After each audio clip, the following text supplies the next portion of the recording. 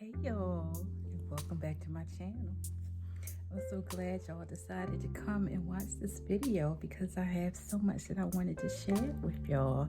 I wanted to continue from the last video that I had, when I started talking about, how Timothy and I met and everything, but I want to go more in depth about that so that you can have a greater understanding about how these type of relationships can come about.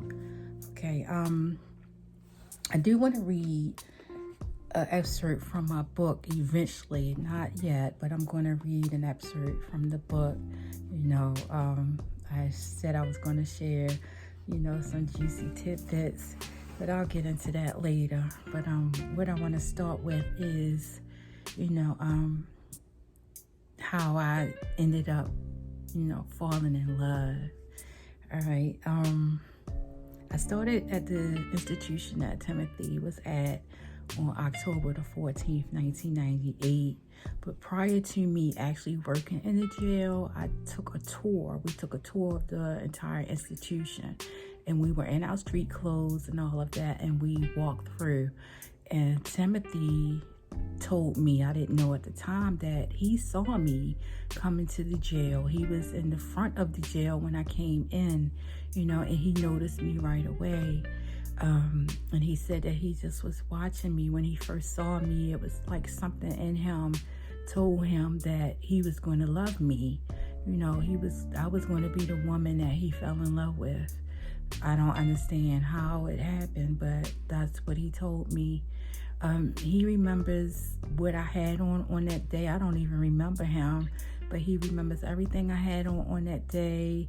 He was saying, how I walked, and it was just, such a sexy walk, and he loved the shape of my body, how I looked, and he said he would, inhale, and he liked the way I smelled and all of that, and he said to himself after that day that he had to have me. So I guess it was his mission after that to get me. I didn't know any of that. So when I eventually started working in the jail, I was in a housing unit for like 2.5, 3 years before I even went out to the compound where he was working. I would only see Timothy if he came in the building because he had, a job that he brought ice and water into all of the buildings, put them on all of the tiers or whatever. And he did maintenance, he did the trash, and he was certified in the blood spill. So if there was any blood spillage of any type in the jail, he was the one certified to clean that up. Okay, so he was like a jack of all trades in the jail. So I finally ended up going to the compound because he would only see me if I was going to lunch, and I would only see him if he came to the building. I never even, who Timothy was. So, but once I got out there and I took notice of him, we had 4 guys that worked with us out there, and I took notice of him because, like I said, he had all the attributes that I preferred, physically. So that's what initially drew me to him. But then after being out there and being around him, I became aware of the type of person that he was. And, just the way that he walked, the way he carried himself with such pride, he was one of those people that commanded respect. He had the respect of all the officers, all the prisoners. I don't know if the prisoners respected him, they feared him. I don't know if it was fear, respect. I don't know what it was, but he got things done, and he didn't have no problem getting it done, because he always had in his mind that, you're going to respect him by any means necessary. And I always, compared him to, he was like a modern day Malcolm X to me, because just the way he carried himself, he was such a great leader. And when I saw that, I was just so impressed by that, because I was like, wow, that's the type of man I always wanted in my life. And not to put down anybody, but the man that I was married to at the time, he was more of a follower. And when I saw his leadership skills, Timothy's leadership skills, and how he was respected, and how he was just a man, a man, I was just really, really, in love with that part of him. So, yeah, because he's 2 years older than me. And up to that point, I think I had only been in a serious relationship with one person who was older than me. I think they were born the same year. So he was also 2 years older than me. But everybody else was younger. And if they were the same age, they were still younger, months-wise. So he was the only person that I had dealt with, other than that other person, and he still had all of those old school qualities, those traditional qualities about himself when it came to male-female relationships. He was a protector, a provider, and he did everything, to make sure that it stayed that way. That was instilled in him, and he still, had those values. So I love that about him. So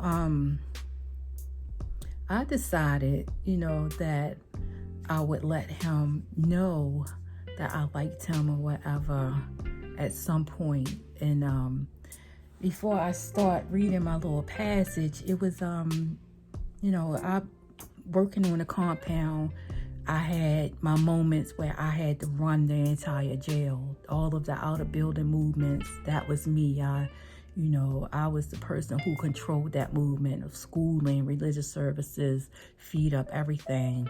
And so on this particular day, I was in the shack, the guard shack, alone because all of my teammates were out doing their specific jobs or whatever. So it was just me and Timothy that were in the shack. And I'm just going to put my glasses on because I'll be a little blind. But while I do that, I'm just going to give a disclaimer that when I wrote this book, I wrote with, using the words that I wanted to use. And I mean, if you have those religious ears that's going to,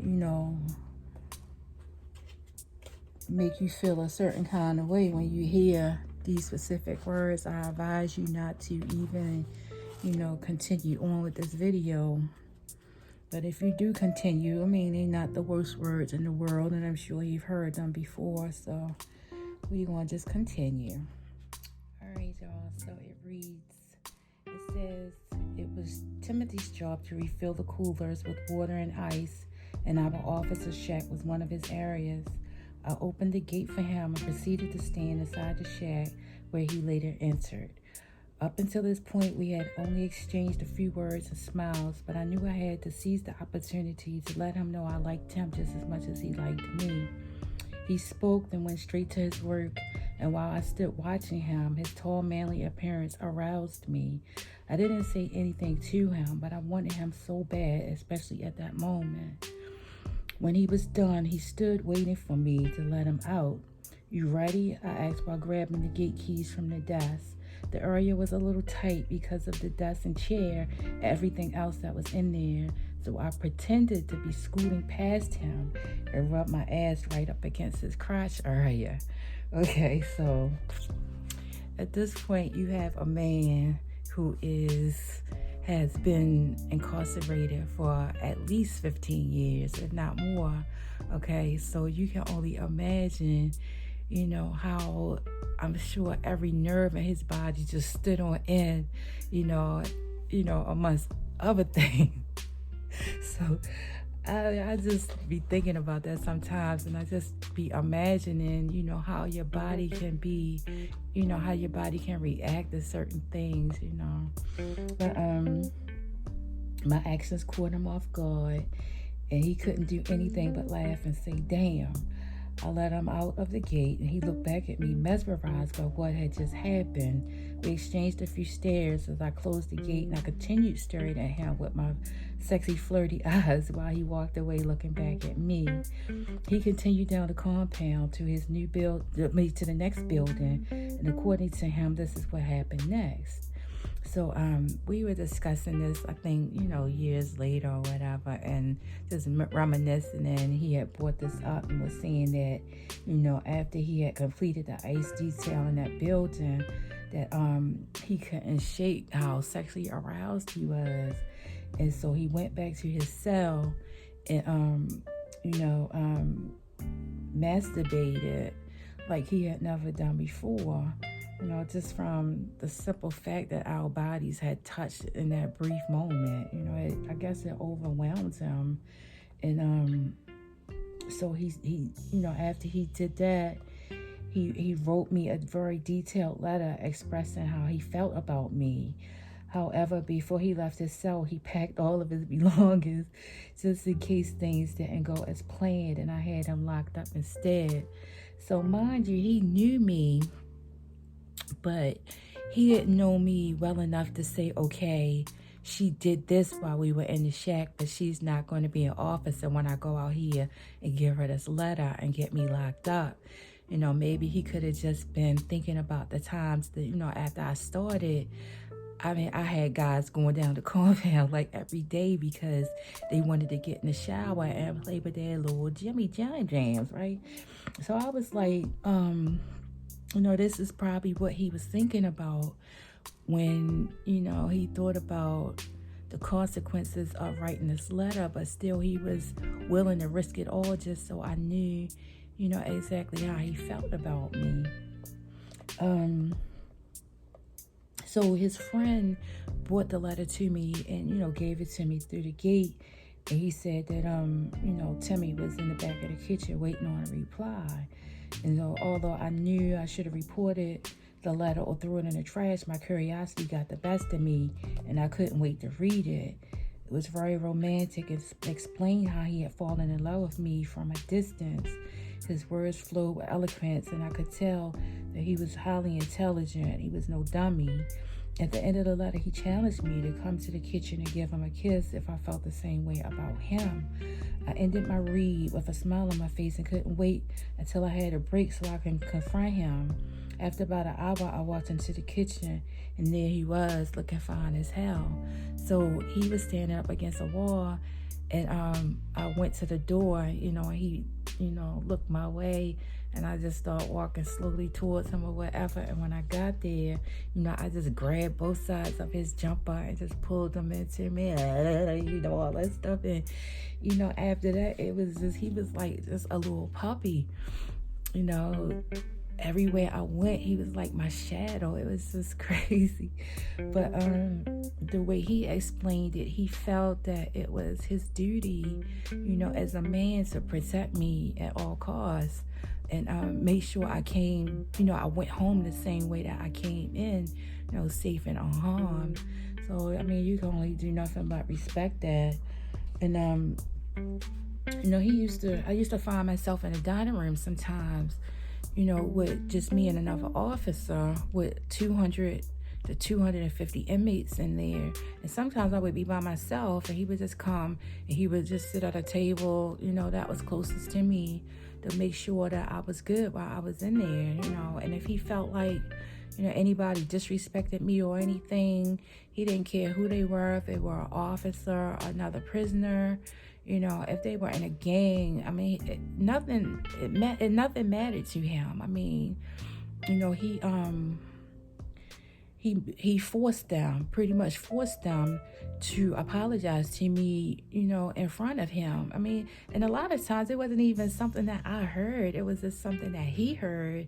And, he felt totally disrespected by that. And his whole thing was, if somebody disrespected me, they disrespected him, and he wasn't going to be disrespected by any means. So, he did what he did to handle it because, he felt like if they disrespect him, it was going to be some consequences. So, people were apologizing to me, and I was like, it's okay, but I wasn't really enjoying it. It even got to the point one time that I just stopped wearing my stab-proof vest, everything, because I just knew he had my back. And I knew that, it was going to be some consequences if anybody even thought of doing anything to me. I was talking trash, everything.